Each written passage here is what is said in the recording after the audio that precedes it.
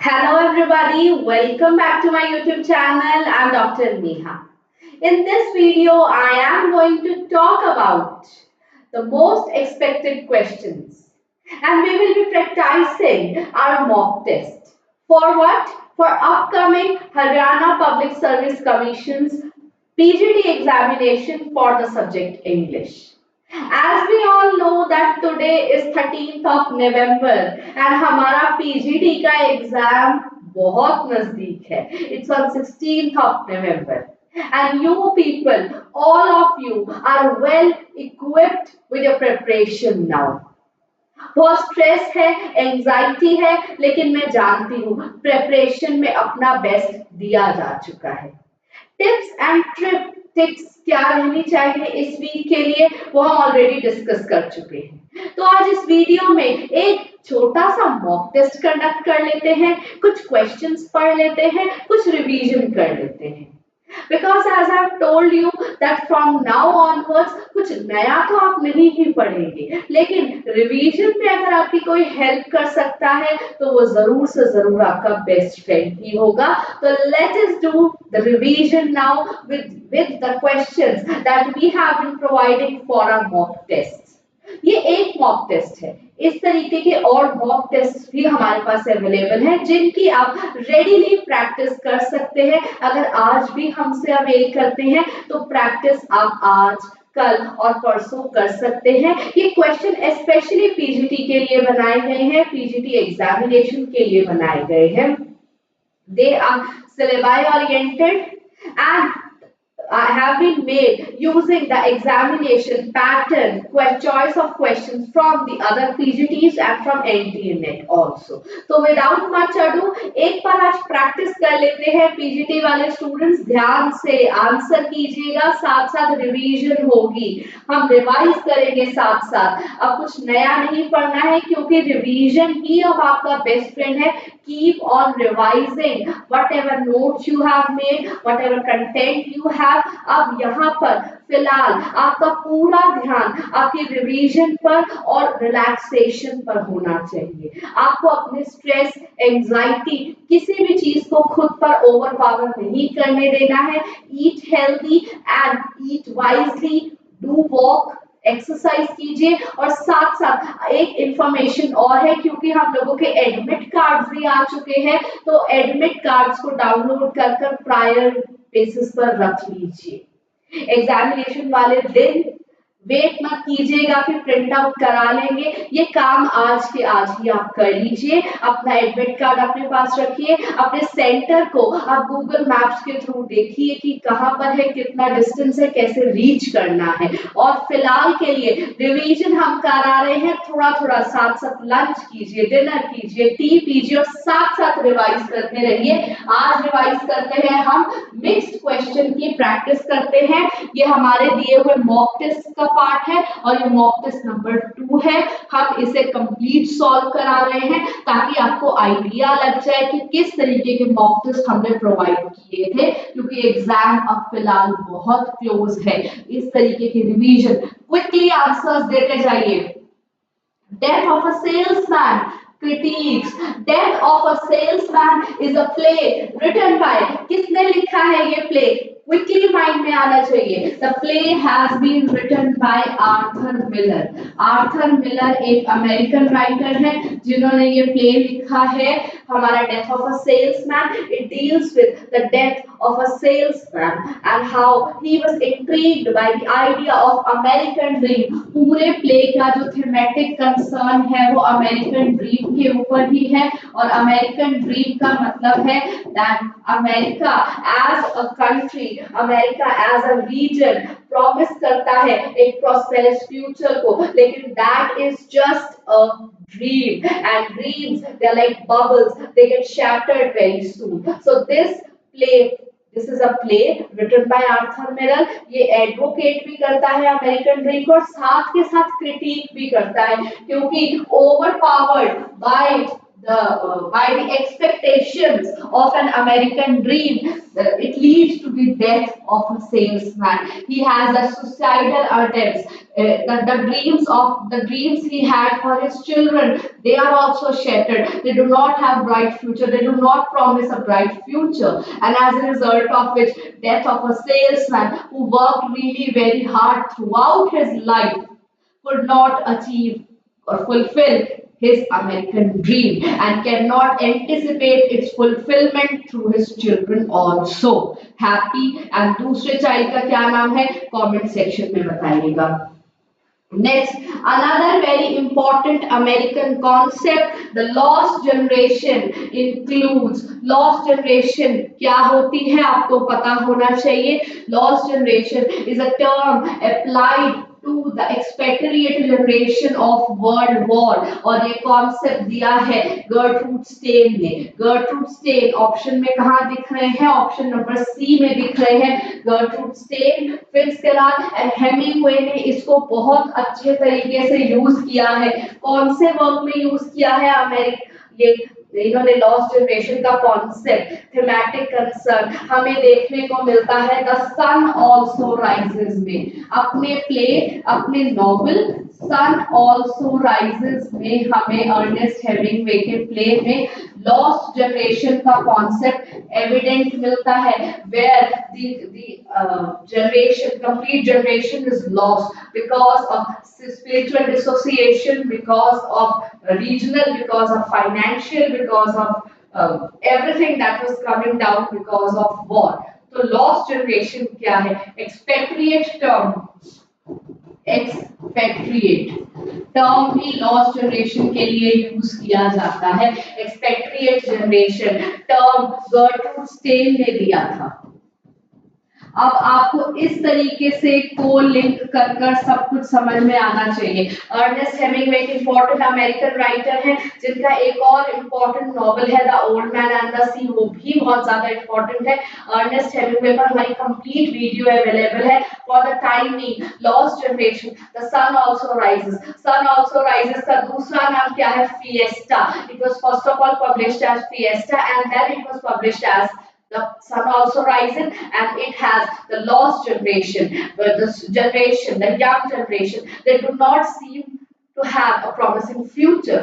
They do not anticipate a promising future. They are lost generation because of the war, because of the mental shattering, physical shattering that has been caused by the war. So lost generation ये अपना future देखना चाहते हैं but future की कोई certainty नहीं है. So they are enjoying the day, they are enjoying bullfighting, and you can grasp each and every thematic concern related to lost generation in Ernest Hemingway, and the term has been given by Gertrude Stein. And Gertrude Stein and हमें दोनों चीजें, दोनों names कहाँ पे देखने को मिलते हैं? देखने को मिलते हैं in the option number C, Hemingway, Fitzgerald and Stein. The Harlem Renaissance was primarily a movement of, हमें सबको पता है जहाँ पे हार्लेम रेनेसा की बात आती है वहां पर हमारे राइटर्स आते हैं अफ्रीकन अमेरिकन राइटर्स. याद रखिएगा हार्लेम रेनेसा हम अफ्रीकन लिटरेचर से लिंक करते हैं और अफ्रीकन अमेरिकन राइटर से लिंक होकर ये हार्लेम रेनेसा बनता है, जहाँ पर अफ्रीकन राइटर्स को, अफ्रीकन राइटिंग्स को रिवाइटलाइज किया गया था. इनकी राइटिंग्स को, इनके वे ऑफ राइटिंग को, थीमेटिक कंसर्न्स को, सबको प्रेसिडेंस दिया गया था. The grapes of wrath, very easy question, is a work written by John Steinbeck. ये अमेरिकन लिटरेचर के क्वेश्चन है क्योंकि पीजीटी में अमेरिकन लिटरेचर को स्पेसिफिकली एक कॉलम दिया गया है, तो ये वर्क्स ये हमारे लिए नॉमिनल वर्क्स है, फिनोमिनल वर्क्स है. Because I could not stop for death is written by, ये एमिली डिकिंसन ने लिखा है. एमिली डिकिंसन की राइटिंग्स में हमें डेथ की थीम बहुत ज्यादा मिलती है.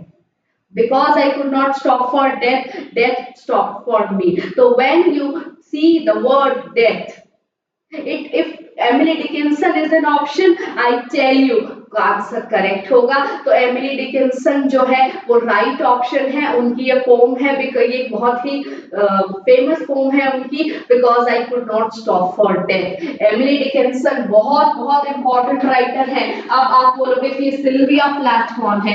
Sylvia Plath, she is the wife of Ted Hughes and she committed suicide. Who is Sylvia, बड़ा इंपॉर्टेंट वर्क है, लेकिन हु इज सिल्विया कनेक्शन में पढ़ो। Sylvia is not here Sylvia, Sylvia here does not mean Sylvia Plath, but the work who is Sylvia is a goat in that play. अब William Shakespeare पर आ जाते हैं। Who is a female protagonist in the taming of the shrew. अब taming of the shrew, taming of the shrew में Katherina जो character है, she is abuser, she is a shrew, she keeps on abusing, she keeps on finding faults, but when she gets married, her husband tries to have the same nature because he feels that जैसे लोहे को लोहा काटता है, he becomes a shrew himself। वो खुद को Katharina को श्रू की तरह बिहेव करता है, उसे मिसबिहेव करता है, उसे अब्यूज करता है, फॉल्ट फाइंड करता है, एंड अल्टीमेटली द श्रू is tamed. The taming of the श्रू का मीनिंग क्या है? द श्रू is tamed. Now she is controlled. Katharina realizes her mistake in the end, that it is her fault that she was of such a nature। तो Katharina जो है बहुत important character है, सेंट्रल कैरेक्टर है इस play का। The taming of the shrew play has been written by हमारे William Shakespeare. अब कहोगे मैम इतनी स्पीडली क्यों करा रहे हो, टाइम कहाँ है भाई, रिवाइज कर लो जितना कर सकते हो। What is the genre of the Winter's Tale? मैंने बताया है, विलियम शेक्सपियर की कंप्लीट वीडियो में भी डेडिकेट कर बताया है। The Winter's Tale is a romance। उनके जो Winter's Tale है, अब रोमांस क्या है विलियम शेक्सपियर का? विलियम शेक्सपियर के वर्क्स को हमने कॉमेडीज में डिवाइड किया, प्लेस को ट्रेजेडीज में डिवाइड किया, रोमन प्लेस, हिस्ट्री प्लेस और उनके रोमांसेस। अब रोमांसेस में हमारे पास आ जाते हैं the winter's tale, Cymbeline, Pericles, two gentleman of Verona, वो भी आ जाते हैं। और रोमांसेस में हमारा विंटर्स टेल भी आ जाता है। I tell you his romances are neither comedies nor tragedies, they have pagan element in it, there is recognition, family reunion, but you don't know whether to laugh at the plays or whether to cry reading the plays। So the Winter's Tale इस तरीके का एक play है जो कि ना tragedy है ना कॉमेडी है। तो आप याद रखिएगा, इट्स अ रोमांस।